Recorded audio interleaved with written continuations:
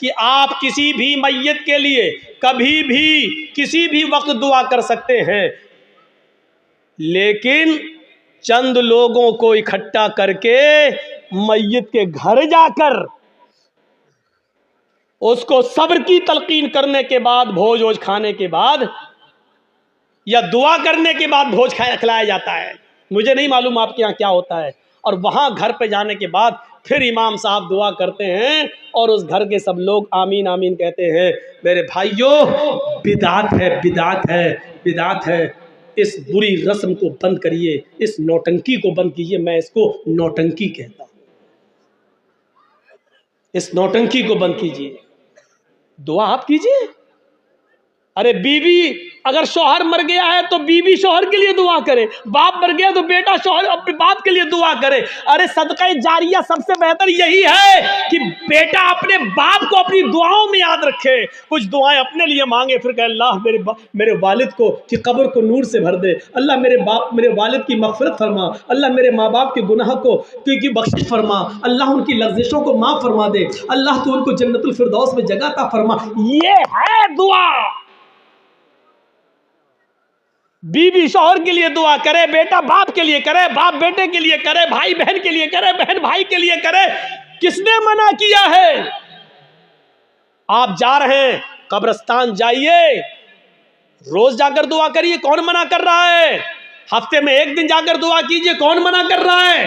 مہینے میں ایک دن جائیے اور اپنے باپ کے لیے ہاتھ اٹھا کر نہیں، ہاتھ چھوڑ کر قبر پر کھڑے ہو کر قبر کے پاس دعا مانگی، کون روکتا ہے؟ نہیں۔ لیکن آپ پورے سال نہ جائیں، صرف عید کے دن عید کی نماز پڑھنے کے بعد قبر پہ جا کے دعا مانگے اور اس کو معمول بنا لیں، یہ غلط ہے۔ آپ کسی دن کو متعین کر کے دعا کریں گے تو وہی چیز بدعت ہو جاتی ہے۔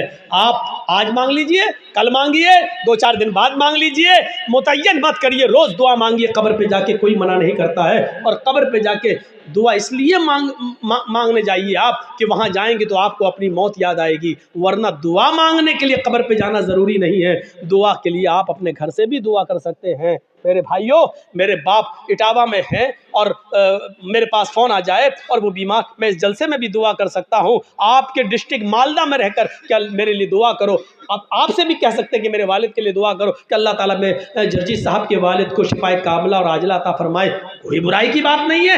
دعا کے لیے کسی کے گھر جا کر ہی دعا کی جائے یا قبرستان جا کر دعا کی جائے یہ ضروری نہیں ہے، لیکن اگر آپ جائیں گے تو آپ کو اپنی موت بھی یاد آئے گی کہ ایک دن ہم کو بھی اس جگہ آنا ہے، اس لیے آپ اگر جاتے ہیں تو ٹھیک ہے۔ اسی طریقے سے میرے بھائیوں یاد رکھیے گا، کوئی بھی کام ہو اگر شریعت کی روشنی میں ٹھیک ہے تو کرے گا۔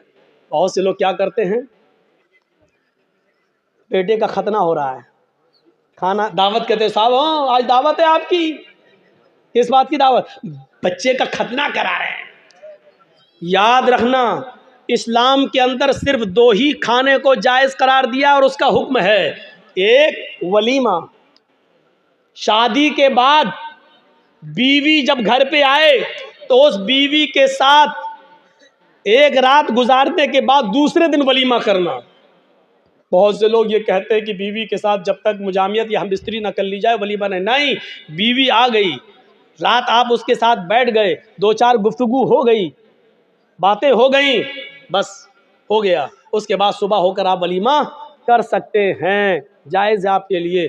اگر صحبت اور ہم بستری ہو جائے تو اور اچھی بات ہے، ٹھیک ہے، اس کے بعد دعا کریے اور ولیمہ کریے، ٹھیک۔ ایک تو ولیمہ سنت ہے۔ دوسری بات سن لیجئے، لڑکی والے کے یہاں کھانے کا کوئی ثبوت نہیں ہے، جس کو چور اور ڈاکو بن کے جانا ہو وہ جائے۔ لڑکی والے کو نہ کھلانے کا حکم ہے، نہ لڑکی والے کے یہاں زبردستی بیٹھ کر کھانے کا حکم ہے، نہ شریعت نے لڑکی والے کو کھلانے کا مکلف بنایا ہے، ولیمے کو سنت کہا ہے۔ ایک صحابی اللہ کے نبی کے پاس آئے، آپ نے دیکھا ان کے کپڑوں پر کچھ پیلا پن ہے، جعفران لگی ہوئی ہے، خوشبو آ رہی ہے، آپ نے کہا یہ کیا؟ کہا اللہ کے نبی شادی کر لی۔ اچھا، سیبہ سے یا باکرہ سے، کنواری یا شادی شدہ تھی، طلاق شدہ؟ کہ اللہ کے نبی باکرہ تو نہیں ہے کنواری، لیکن ہاں ایک بیوہ سے شادی کی جس کا شوہر انتقال ہو چکا۔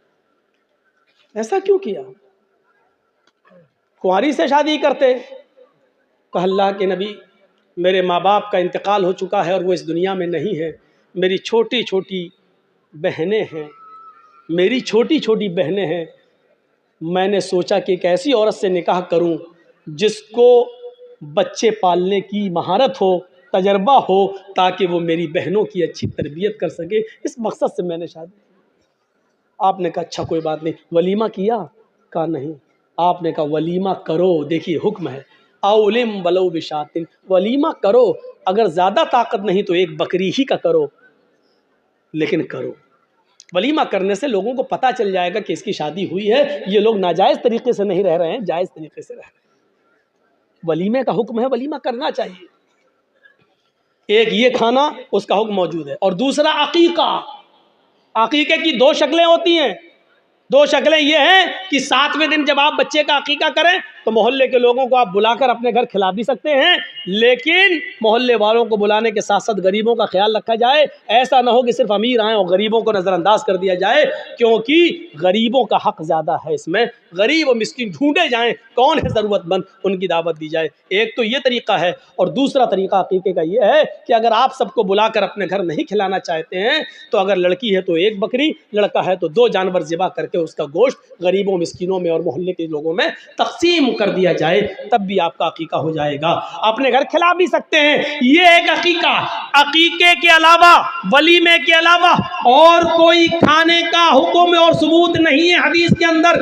یہاں تک کہ کوئی حاجی حج کر کے آتا ہے اور وہ خوشی میں اپنے گاؤں والوں کو کھلاتا ہے، اس کا مطلب یہ ہے کہ وہ اپنے حج کی ریا اور نمود کر رہا ہے، دکھاوا کر رہا ہے، لوگوں کو یہ بتا رہا ہے کہ دیکھو میں حج کر کے آیا ہوں، اس خوشی میں لوگوں کو کھانا کھلا رہا ہوں. حاجی کو حج کا کھانا بھی نہیں کھلانا چاہیے. اگر ایسی عبادتوں پر کھانا کھلانا جائز ہوتا تو پھر نمازی کو نماز پڑھ کے آنے کے بعد بھی کھلانا جائز ہوتا. پھر عید کی نماز پڑھ کر بھی کسی کو دعوت دے تو اس کی دعوت بھی جائز ہوتی. میرے بھائیوں، کیونکہ یہ عبادت ہے اور پھر عبادت پر پھر ایک عام رسم بن جائے گی. پھر زکوٰۃ دینے والا زکوٰۃ دینے کی خوشی میں کھلائے گا، لو آج ہم نے 30 زکوٰۃ دی. پھر رمضان کا روزہ رکھنے کے بعد 30 روزے پورے ہونے کے بعد پھر لوگ کی دعوت دے، او میں نے 30 روزے رکھ لیے. لو حج بھی ایک عبادت ہے. جب ان عبادتوں پر آپ کسی کو کھانا نہیں کھلاتے ہیں تو حج پر بھی آپ کسی کو کھانا نہیں کھلا سکتے. جب حج جیسی عبادت پر کھانا نہیں کھلا سکتے تو پھر ختنے کا کھانا کیسے جائز ہو سکتا ہے؟ میرے پیارے ساتھیوں، ختنے کا کھانا جائز نہیں ہے، نہ ختنے کی دعوت جائز ہے. ہاں، اگر عقیقے والے دن ہی آپ بچے کا ختنہ کر رہے ہیں تو لوگوں کو عقیقے کی دعوت دیجئے، ختنے کی دعوت مت دیجئے. اور یہ کہیے کہ ہمارے یہاں عقیقہ ہو رہا ہے، عقیقے کا کھانا کھائیے. اور میں ختنے کا نہیں، ختنے کی اگر کوئی دعوت دیتا ہے تو آپ اس دعوت کو ریجیکٹ کریے اور اس ختنے کی دعوت میں آپ مت جائیے، کیونکہ ختنے کی دعوت میں شرکت کرنا جائز نہیں ہے. ہم لوگ تو جلسہ ختم ہونے کے بعد کہتے ہیں اللہ جب تک زندہ رکھنا ایمان پر، اسلام پہ رکھنا، اور جب خاتمہ ہو تو ایمان پر ہمارا خاتمہ فرمانا. ہو گئی تقریر، ختم، جاؤ. اب 1 سال کے بعد جب جرجیت صاحب آئیں گے تب تک آپ اسلام پہ عمل کریں گے. کوئی مر گیا تو وہ ایمان پر اس کا خاتمہ ہوا. ہم نے سب کچھ دعاؤں کو ہی سمجھ لیا ہے. صحابہ کرام سب کچھ کرنے کے بعد دعا کرتے تھے. اللہ کے رسول پہلے اللہ پر بھروسہ کیے، 313 لوگوں کو نکال کے لائے.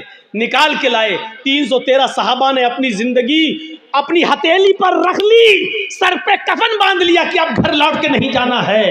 1000 کا لشکر سامنے. اب اللہ کے نبی دعا کر رہے ہیں کہ اللہ اگر یہ 313 مٹ گئے تو کبھی زندگی میں تیرا نام لینے والا کوئی نہیں ہوگا. اب یہ تو سوچ لے اے میرے پروردگار، ان کو زندہ رکھنا ہے یا نہیں. اگر تجھے اپنی عبادت باقی رکھنا ہے تو ہماری حفاظت فرما، اگر اپنی عبادت باقی نہیں رکھنا ہے تو ہم مرتے ہیں مر جائیں، کوئی پرواہ نہیں. میرے بھائیوں تصور کرو ہم نے کیا کیا اپنے آپ کو. بس حرام کھاتے جا رہے ہیں کہ اللہ ہمیں حرام کھانے سے بچا لے.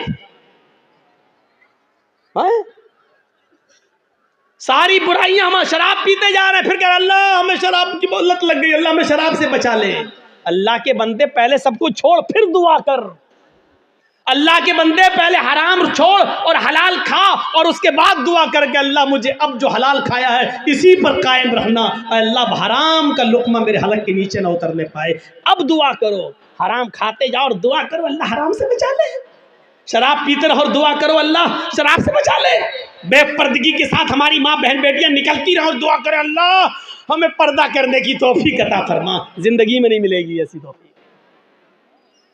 ان اللہ لا یغیر ما بقوم حتی یغیروا ما بانفسہم. اللہ کسی قوم کی حالت اس وقت تک نہیں بدلتا جب تک کہ کوئی قوم اپنی حالت کو خود بدلنے کی فکر نہیں کرتی ہے. پہلے ہمیں چینج ہونا پڑے گا, پہلے ہمیں بدلنا پڑے گا. پہلے زمانے کی عورتیں اگر اپنے بچوں کو بد دعا بھی دیتی تھی تو اس میں بھی دعا نکلتی تھی. بچہ شرارت کر رہا ہے, کبھی یہ کبھی وہ اٹھایا پھینک دیا, کبھی ماں پریشان, ہائے ماں پریشان, اور ماں نے غصے میں اپنے انداز میں بد دعا دی. لیکن آپ اس کو بد دعا نہیں کہہ سکتے ہو. جب دیکھا کہ بچہ بہت شرارت کر رہا ہے تو بد دعا دیتے ہوئے کہا اللہ تجھے کعبے کا امام بنا دے. غصے میں بد دعا بھی دی تو اس میں بھی دعا چھلک رہی تھی. یعنی اس زمانے کی عورتوں کو غصے میں بھی ایسی بد دعائیں نہیں معلوم تھی کہ جو بچوں کی زندگی تباہ کر دے. ہماری ماؤں کی زبان سے کیا نکلتا, کتے مر جاؤ, پریشان کر کے رکھ دیا. اب کتا کہتی جا رہی ہے, اب یہ نہیں سوچ رہی کہ کتے کی اماں کون ہوئی, لیکن کہہ رہی کتے مر جاؤ, اور پتہ نہیں کیا کیا وہ کہہ دیتی ہے. ایک بچہ شرارت کر رہا ہے اور جب تنگ آ گئی ماں تو غصے میں روتے ہوئے کہتی چل اللہ کرے تجھے کعبے کا امام بنا دے.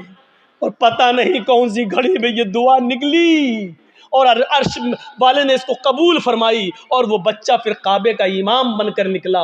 اور ایسا امام بنا کہ آج جس کو آج سدیس کے نام سے یاد کیا جاتا ہے, قاری سدیس, یہ کعبے کے جو امام آج بھی موجود ہیں یہ اسی ماں کی دعا کا نتیجہ ہے جو اس نے غصے میں دی تھی, اور اللہ نے اس بچے کو کعبے کا امام بنایا جو آج بھی کعبے کا امام ہے. ضرور اس ماں نے اپنی حلق کے نیچے کبھی حرام لقمہ نہیں اتارا ہوگا. اگر حرام لقمہ کھایا ہوتا تو یہ دعا قبول نہ ہوتی. ضرور اس ماں کی رگوں میں حلال خون دوڑ رہا تھا, اور حلال خون دوڑنے کی دعا کا نتیجہ تھا کہ وہ بچہ کعبے کا امام بنا. اگر آپ چاہتی ہو کہ ہمارے بچے ابن تیمیہ بنے, ہمارے بچے ثناء اللہ مرسلی بنے, ہمارے بچے ابن قیم بنے, ابن الجوزی بنے, ہمارے بچے احمد ابن حنبل بنے, ہمارے بچے امام مالک کی طرح بنے, تو آئے میری ماں بہنوں تمہیں اپنی رگوں میں حلال خون دوڑانا پڑے گا, حلال روزی کھانا پڑے گی, رزق حلال کا اہتمام کرنا ہوگا. آدھی روٹی صحیح لیکن حلال, بھوکا سو جانا گوارا ہے لیکن حرام لقمہ کھانا گوارا نہ ہو. تب تمہارے کوکھ سے پیدا ہونے والے بچے ابن تیمیہ بنیں گے, ابن قیم بنیں گے, ثناء اللہ بنیں گے, امام مالک بنیں گے, احمد ابن حنبل بنیں گے, تب بنیں گے. سب کچھ کھاتی رہو اور کہو کہ اللہ ہمارے بچے کو کعبے کا امام بنا دے, نہیں ہو سکتا ہے. یہ تلخ جملے تمہیں سننا پڑیں گے.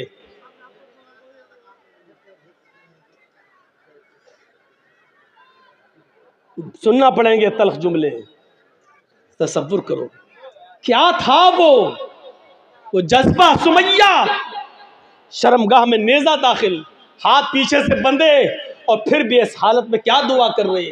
آپ یہ نہیں کہو گے آپ کا بیٹا ہاسپٹل میں بھرتی ہے, وینٹیلیٹر پر رکھا ہوا ہے, یا کوئی باپ وینٹیلیٹر پر رکھا ہے, آپ ہمارے پاس آئیں گے جرجیت صاحب محلدار پاڑا میں آئیں, جمعے کا خطبہ دینا ہے, آپ پرچی لے کے آئیں گے مولانا صاحب جمعے کے خطبے میں کے بعد ہمارے ابو کے لیے دعا کر دیجئے اللہ ان کو شفائے کاملہ عطا فرمائے. ایسے موقع پر بھی آپ کو اس دعا کی فکر ہوگی کہ ہمارے ابو کے لیے دعا کر دو کہ اللہ ان کو شفا دے, لیکن اس موقع پر دعا یہ نہیں ہوگی کہ اللہ رب العالمین سے یہ دعا کیجئے کہ میرے باپ کا خاتمہ ایمان پر ہو, وہ اس دنیا سے جائے تو گناہوں سے پاک و صاف جائے, اللہ میرے باپ کو گناہوں سے توبہ کرنے کی توفیق عطا فرما. یہ دعا آپ نہیں کروائیں گے مسجد کے امام سے اور جرجیت صاحب سے, آپ دعا یہ کروائیں گے کہ کہو اللہ تعالیٰ ان کو شفائے کاملہ اور عاجلہ عطا فرمائے. میں یہ نہیں کہہ رہا ہوں کہ یہ دعا کرنا غلط ہے, جائز ہے, لیکن سنو حضرت سمیہ نے اس موقع پر یہ نہیں کہا اللہ میری حفاظت فرما, اللہ اس نے نیزہ مارا ہے تو مجھے شفا دے, اللہ میری شرمگاہ میں جو زخم ہو گیا ہے اس کو ٹھیک کر دے. اس نے یہ دعا نہیں کی, اس نے دعا یہ کی یا ربی ثبت قدمی علی دینک, اللہ اپنے دین پر, اللہ ایمان پر میرے قدم کو ثابت رکھ دے. اللہ ایسا نہ ہو کہ اس کی تکلیفیں مجھ سے میرا ایمان چھین لیں. یہ کیا چیز تھی؟ یہ ایمان تھا. یہ ایمان تھا، یہ کون سا جذبہ تھا؟ آئیے ذرا مجھے اس جذبے کی طرف لے کر چلیے اور بتائیے یہ کون سا جذبہ تھا کہ حضرت ابراہیم علیہ السلام کو حکم ہوتا ہے کہ اپنی بیوی ہاجرہ کو اور چھوٹے بچے اسماعیل کو بیابان جنگل میں چھوڑ کر چلے آؤ۔ ابراہیم علیہ السلام اپنی بیوی ہاجرہ کو اور اس بچے کو لے کر جا رہے ہیں۔ اس وقت تک بیوی کو پتا نہیں کہ یہ مجھے لے کے کہاں جا رہے ہیں۔ میرا شوہر ہے، جہاں جا رہا ہے میں بھی جاؤں گی، میرا شوہر ہے، مجھے ان کے ساتھ چلنا ہے، میرے پتی ہے، مجھے ان کے ساتھ جانا ہے۔ چند دنوں کے سفر کے بعد ایک بیابان جنگل آ جاتا ہے۔ اس بیابان جنگل کے اندر اپنی بیوی کو چھوڑ دیتے ہیں، اپنے بچے کو چھوڑ دیتے ہیں۔ ہاجرہ کو اسی جنگل میں چھوڑ دیا، اسماعیل جو ابھی اپنی ماں کا دودھ پیتے ہیں اسی جنگل کے اندر چھوڑ دیا۔ تھوڑی دیر بیٹھتے ہیں، سستاتے ہیں اور پھر وہاں سے جانے لگتے ہیں۔ اس منظر پر ذرا غور کیجئے میرے ساتھیوں، یہ منظر ہمیں کچھ اور بتاتا ہے۔ اس بیابان جنگل میں چھوڑ دیا۔ آج جس جنگل کو ہم مینا کے نام سے جانتے ہیں، مینا کی وادی کے نام سے جانتے ہیں، اس جنگل میں چھوڑ دیا ہے۔ آپ کو پہلے اس کی ایک کنڈیشن بتا دیں، آپ یہاں سے کلیا چک تک جائیں گے، جگہ جگہ پر آپ کو بجلی کے پول ملیں گے، جگہ جگہ پر آپ کو بجلی کے کھمبے ملیں گے، آپ روشنی پائیں گے اور سیدھے کلیا چک پہنچ جائیں گے۔ لیکن اس زمانے میں بجلی کے کھمبے نہیں لگے ہیں،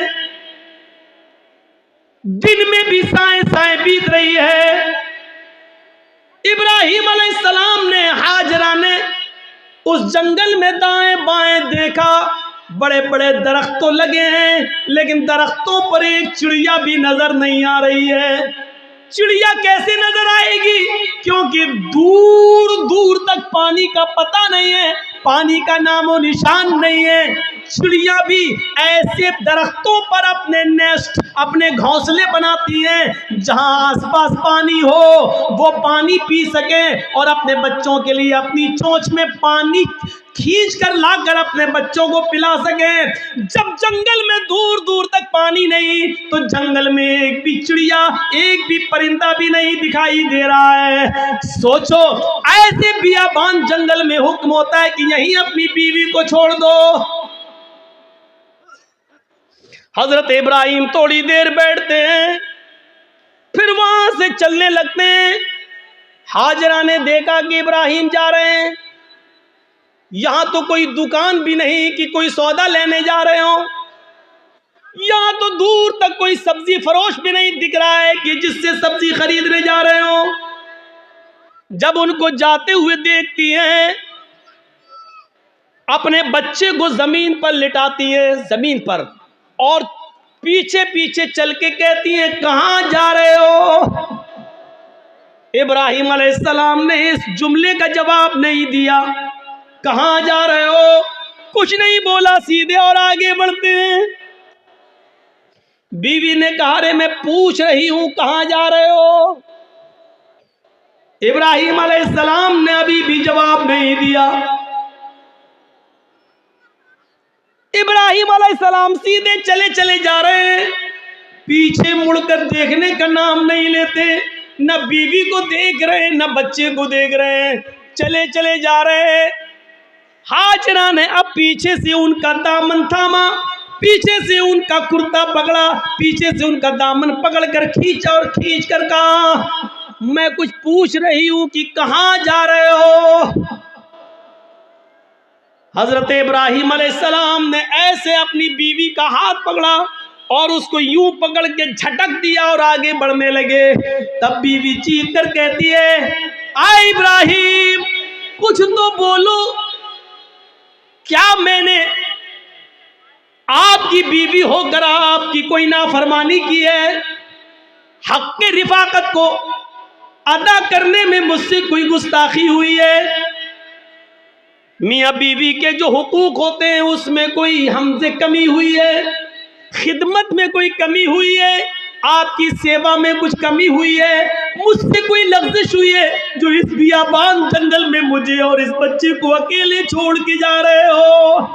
ابراہیم علیہ السلام کی آنکھوں میں آنسو آ گئے، لیکن آنسوؤں کو زمین پر نہیں گرنے دیا، آنکھیں چڑھا لی، نظریں آسمان پہ ڈالی اور آنکھوں سے گرنے والے آنسوؤں کو آنکھوں ہی میں پی گئے، اس کا ایک قطرہ بھی زمین پر نہیں گرنے دیا۔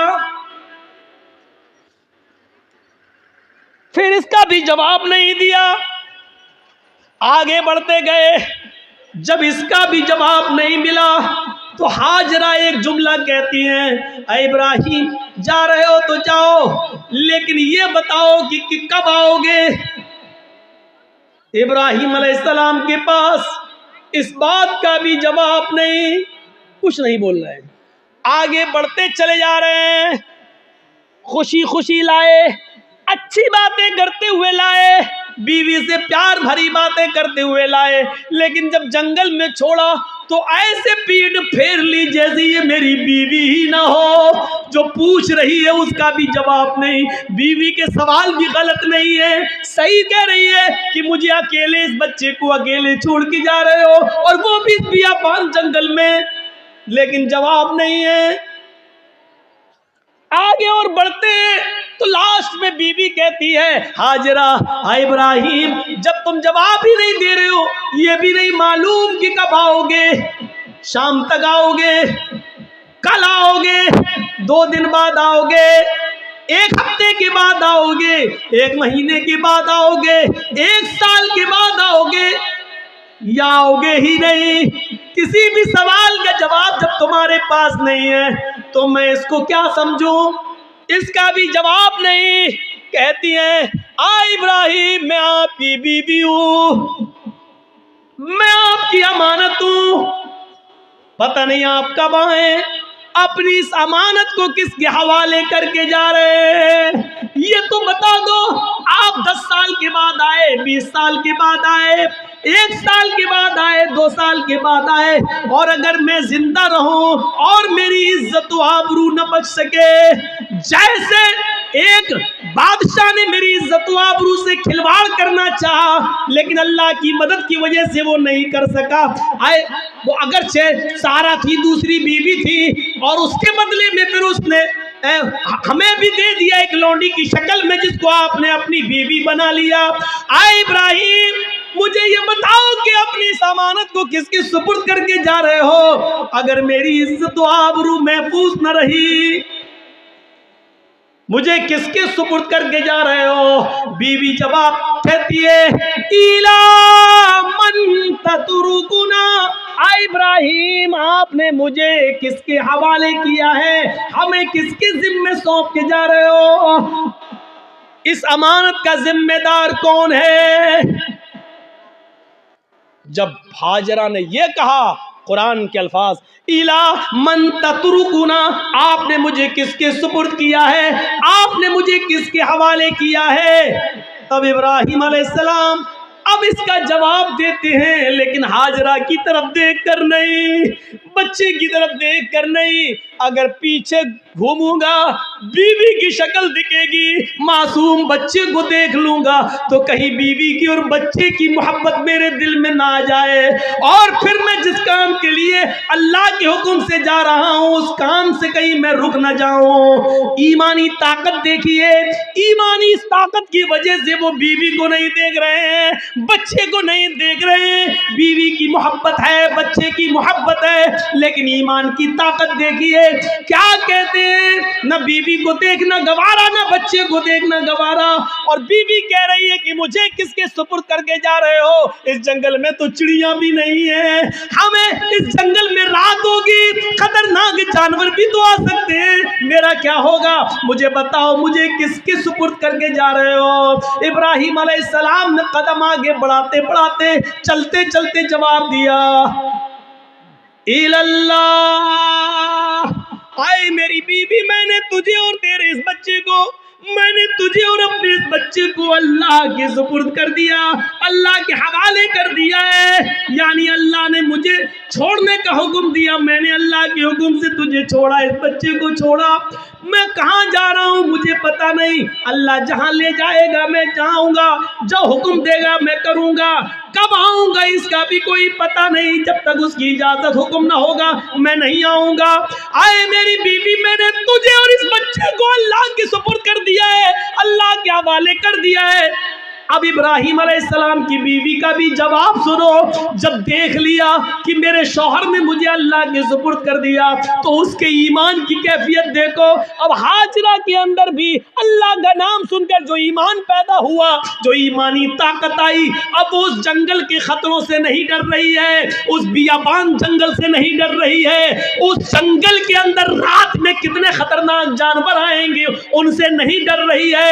ابراہیم سے کہتی ہے جب آپ نے مجھے اللہ کے سپرد کر دیا، اللہ کے حوالے کر دیا، جائیے، اب آپ کو رکنے کی ضرورت نہیں ہے۔ اِذَن لَا يُضِيعُ اللَّهُ أَبَدًا۔ اے ابراہیم، میری طرف سے اور بچے کی طرف سے بے فکر ہو جائیے، چنتا مت کریے، گھبرائیے نہیں، اللہ ہم کو ضائع نہیں کرے گا، اللہ ہم کو برباد نہیں کرے گا، اللہ ہمارا نقصان نہیں کرے گا، کیونکہ آپ نے مجھے اللہ کے حوالے کر دیا ہے، اللہ کے سپرد کر دیا ہے۔ یہ ہوتی ہے ایمان کی طاقت جو آج ہمارے اندر نہیں ہے۔ یہ ایمان جب ہمارے اندر نہیں ہے تو ذلت تو آئے گی، رسوائی تو آئے گی۔ اللہ نے اسی ایمان کے بارے میں کہا تھا وَلَا تَهِنُوا وَلَا تَحْزَنُوا وَأَنْتُمُ الْأَعْلَوْنَ إِن كُنتُم مُؤْمِنِينَ۔ ہم عزت دیں گے، بلندی دیں گے، لیکن ایمان پہلے پیدا کرو اپنے اندر، مومن بن کر دکھاؤ۔ ہاجرہ نے مومنہ بن کر دکھایا، ابراہیم نے مومن بن کر دکھایا، تو اللہ کی مدد بھی آئی اور بلندی بھی ملی۔ اب دیکھو اللہ کی مدد کیسے آتی ہے، جب ایمان ان کے اندر پیدا ہو گیا، ابراہیم نے اپنے ایمان کا حق ادا کیا، ہاجرہ نے بھی ایمان کا حق ادا کیا۔ ابھی تک پیچھے پیچھے دوڑ رہی تھی کہ بتاؤ میرا کیا ہوگا، لاسٹ میں کہتی ہے کہ مجھے کس کس سپرد کر کے جا رہے ہو، جواب ملا اللہ کے، پھر ہٹ جاتی ہے اور کہتی ہے اب جاؤ ہمارے اور بچے کی طرف سے بے فکر ہو جانا، اللہ نے جو حکم دیا اس کو کریے، اللہ ہمیں ضائع نہیں کرے گا، اللہ ہمیں برباد نہیں کرے گا۔ وہ اس بیابان جنگل میں رک جاتی ہے، اسی جنگل میں رہنے لگتی ہے۔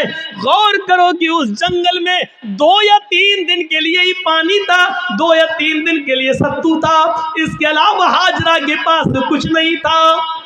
ستو ختم ہو جاتے ہیں، پانی ختم ہو جاتا ہے، کوئی قافلہ بھی وہاں سے گزرتا نہیں ہے۔ کیوں کوئی قافلہ گزرے گا، کوئی بستی بھی آباد نہیں ہے، دور دور تک پانی کا پتہ نہیں ہے۔ میں ماں ہوں، 2-4 دن بھوکی پیاسی رہ سکتی ہوں، لیکن یہ معصوم بچہ ہے جو میرا دودھ پیتا ہے، جب مجھے کچھ ملے گا نہیں تو دودھ بنے گا کیسے؟ میں کھاؤں گی تو دودھ بنے گا، جب دودھ بنے گا تو بچہ پیے گا۔ میں پیاسی ہوں، 2-4 دن رہ سکتی ہوں، لیکن بچے کو پیاسا کیسے رکھا جا سکے؟ غور کرو، تمام شک و شبہات اس عورت کے دل میں ہے، لیکن اللہ پر بھروسہ ہے، ایمان ہے اللہ کی ذات پر۔ اپنے بچے کو لٹاتی ہے، کہتی ہے چلو کوشش کر کے دیکھتی ہوں پانی مل جائے۔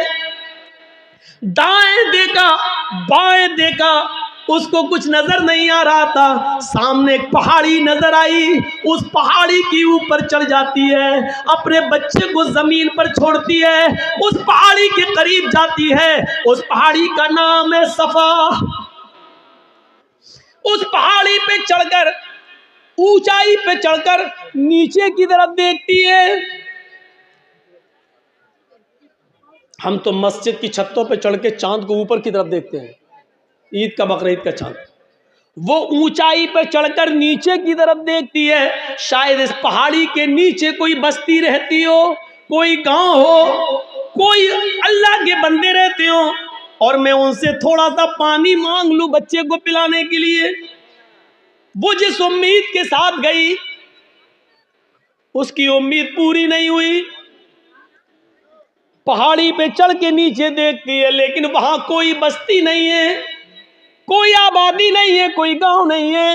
اس نے اس بستی، اس پہاڑی پہ چڑھ کے پھر گھوم کر دوسری طرف دیکھتی ہے کہ ادھر بھی ایک پہاڑی نظر آ رہی ہے، چلے اس پہاڑی کے اوپر چڑھ کے دیکھیں ادھر پانی ملتا ہو، یا اس بستی کے، اس پہاڑی کے نیچے کوئی بستی آباد ہو۔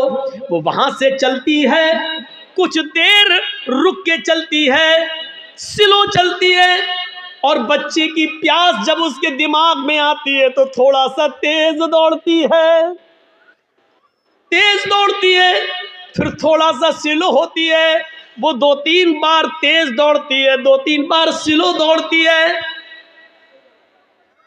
صفا سے مروہ جاتی ہے، لیکن مروہ جانے کے بعد بھی اس کو کوئی بستی نظر نہیں آتی۔ اب اس کو معلوم ہے نہ صفا کے نیچے کوئی بستی ہے، نہ مروہ پہاڑی کے نیچے کوئی بستی ہے، لیکن بچے کی پیاس جب دیکھتی ہے تو بار بار جاتی ہے، شاید کوئی آنے والا آدمی مل جائے، کوئی قافلہ مل جائے، میں کسی سے پانی کی چند گھونٹ مانگ کر بچے کو پلا دوں۔ بچہ انگوٹھا اپنے منہ میں رکھ کے چوس رہا ہے۔ حدیث کی کتابیں کہتی ہیں صفا اور مروہ کے دوڑ دوڑ کر ہاجرہ نے 7 چکر لگا لیے، صفا سے مروہ 1، مروہ سے صفا 2، صفا سے مروہ 3، مروہ سے صفا 4، صفا سے مروہ 5، مروہ سے صفا 6، اور پھر صفا سے مروہ 7۔ پھر مروہ سے صفا پر نہیں آئی، 7 چکر لگا کر نا امید ہو گئی کہ اب پانی نہیں ملے گا، تو اپنے بچے کے پاس آ کر بیٹھ گئی، نظریں آسمان پہ ڈالی، الہ العالمین تجھے معلوم ہے، تو سب کچھ جانتا ہے، تیری ذات سے کوئی چیز چھپی ہوئی نہیں ہے۔ 3 دن پہلے جب میرا ہسبینڈ، میرا شوہر جا رہا تھا، میں نے اس سے پوچھا مجھے اور اس بچے کو کس کے حوالے کر کے جا رہے ہو؟ اس نے کہا اللہ، اللہ کے حوالے، الہ العالمین میرا پتی مجھے تیرے سپرد کر کے گیا ہے، اس بچے کو تیرے سپرد کر کے گیا ہے، میں نے بھی یقین دلایا اللہ مجھے ضائع نہیں ہونے دے گا، الہ العالمین میں نے آج تک اپنے پتی کی امانت میں خیانت نہیں کی ہے، میرے پتی کا یہ بیٹا، میرا یہ بچہ آگے چل کر دین کی خدمت کرے گا، میں نے دین کے لیے وقف کر دیا ہے، اے اللہ میرے اس بچے کے لیے غذا کا انتظام فرما دے، پانی کا انتظام فرما دے۔ دل سے جو آہ نکلتی ہے وہ اثر رکھتی ہے، پر نہیں طاقت پرواز مگر رکھتی ہے۔ اوپر سے اللہ رب العالمین نے جبریل کو حکم دیا، اے جبریل کیا دیکھ رہے ہو؟ میری بندی مجھے پکار رہی ہے، اور میرا بندہ ابراہیم ان دونوں کو، اسماعیل اور ہاجرہ کو میرے سپرد کر کے گیا ہے، اگر میرے سپرد کرنے کے بعد بھی یہ دونوں بھوکے اور پیاسے مر گئے تو پھر دنیا سے وشواس اٹھ جائے گا، پھر ایمان کس کے اندر پیدا ہوگا؟ آئے جبریل جاؤ، جس جگہ اسماعیل ایڑیاں رگڑ رہے ہیں اسی جگہ پر تم اپنا پر مارو، اور پھر میری قدرت کا کرشمہ دیکھو۔ جبرائیل آئے اور اسی جگہ پر مارا اور پانی کا چشمہ اسی جگہ پھوٹ گیا۔ ابراہیم ہاجرہ نے دیکھا کہ پانی کا چشمہ نکل گیا تو وہ روکنے لگی، پانی ہے وہ بہہ رہا ہے، وہ روک رہی ہیں ادھر نہ چلا جائے ادھر نہ چلا جائے، وہ سمجھ رہی تھی شاید ابھی یہ تھوڑی دیر کے بند ہو جائے گا، تو سمیٹ رہی ہیں اور جذبات میں کہہ رہی پانی تو بہتا جا رہا ہے، وہ ایسے لیتی چلو ایسے روک رہی ہیں اور کہتی زم زم، عبرانی زبان کا لفظ زم زم، ارے کہاں جا رہا، رک رک رک، زم زم، زم زم کا مطلب رک رک، ٹھہر جا،